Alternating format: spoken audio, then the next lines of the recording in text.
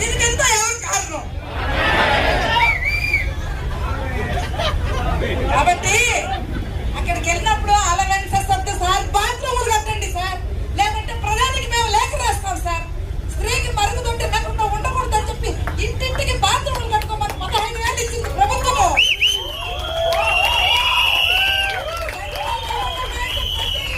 స్త్రీలకు రక్షణ కల్పించాలి, స్త్రీకి మరుగుదొడ్డి ఉండాలి అని కట్టిస్తే మనకి డాక్టర్కి పోయేదానికి ఒక మరుగుదొడ్డి లేదు.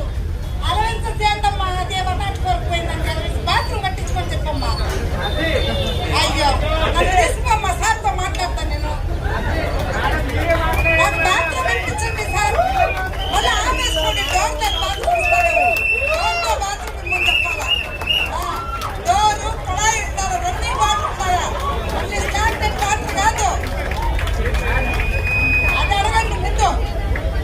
మీ ఫీలింగ్స్ అన్న అర్థమైంది ఆయనకి. ఇలా చెమట్లు పోసుకుని అరుస్తుంటే ఏదో అరుస్తుందా వీడికి అది ఆకలి ఉంటాయి. మీరు ఇలా పోస్టర్లు పెట్టుకొని ఇలా మనం చేసిన తప్పు, మనం చేసిన తప్పు, మనం ముందంజే వెయ్యాలి, వెనకంజ వెయ్యకూడదు.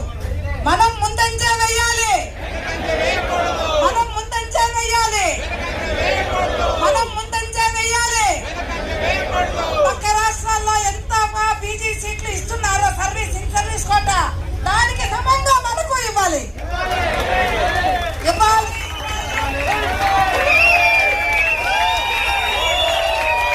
దీనికి అర్థం ఏమంటే మెడకి బరువు వేస్తే ఆపేస్తుంది, మెడకి బరువు వేస్తే తొందరగా ఆపేస్తుంది. అమ్మ నువ్వు మాట్లాడాలంటే మీరు మాట్లాడచ్చు, కానీ నా బాధ ఎంత తిరుపతి నుంచి ఎత్తుకొని వచ్చిన అన్ని బాధలు.